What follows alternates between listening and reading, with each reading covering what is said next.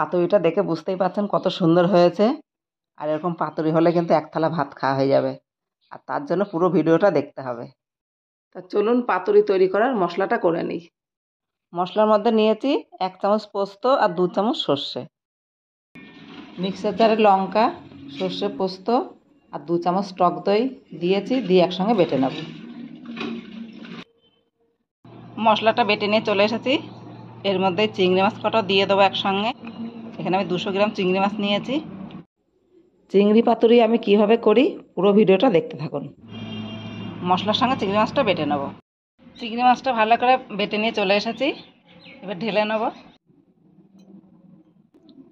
নুন দিয়েছি, একটু দেবো হলুদ, এবার দেবো একটু লঙ্কার গুঁড়ো, এবার দেবো নারকেল কুড়ে নিয়েছি, নারকেল কুড়াটা দিয়ে দেবো। এবার দেবো একটু সর্ষের তেল, যেটা ভালো করে মেখে নেবো। আর আপনারা চাইলে কিন্তু গোটা মাছেরও করতে পারেন, কিন্তু বেটে করলে চিংড়ি মাছের পাতুরি বেশি খেতে ভালো লাগে। আর এটা আমি করব কলার পাতায় পাতুরি, আপনারা চাইলে এটা লাউ পাতা দিয়েও করতে পারেন। এটা ভালো করে মেখে নেবো। তেলটা আমার একটু কম লাগছিলো, আর একটু দিয়েছি, এই দেখুন, দিয়ে এটা ভালো করে মেখে নেব। এটা মেখে রেখে দিই, দিয়ে কলার পাতাটা রেডি করে নেব। আমি এই যে মেখে 4টে ডেলা করে রেখেছি, আর 4টের উপরে 4টে কাঁচা লঙ্কা দিয়ে রাখবো। আর 200 গ্রাম চিংড়িতে আমার 4টে পাতুরি হবে। কলার পাতাগুলো একটু গ্যাসে সেঁকে নিয়েছি। একটা করে বল দেবো, একটু তেল দেবো, পাতাটা ভাজ দেবো এবার এইভাবে।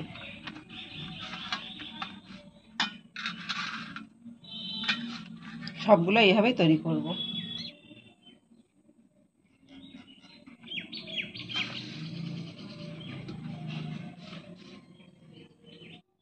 আমি যে একটা তৈরি করে নিয়েছি, আর সবগুলো এইভাবেই তৈরি করে নেব। সবগুলো তৈরি করা হয়ে গিয়েছে, এবার ভাজবো।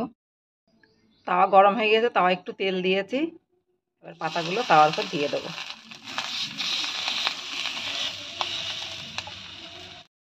আমি 4টেই দিয়ে দিয়েছি, এবার গ্যাসটা কমিয়ে আস্তে আস্তে ভেজে নেব।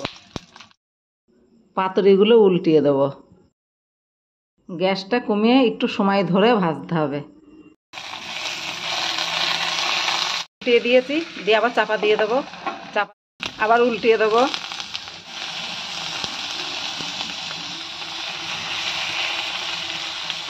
আমার এই যে হয়ে গেছে ভাজা।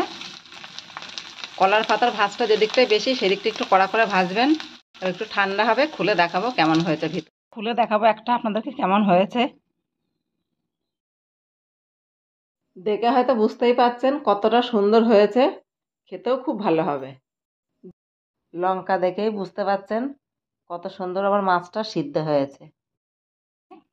খেয়ে দেখবো কেমন হয়েছে খেতে।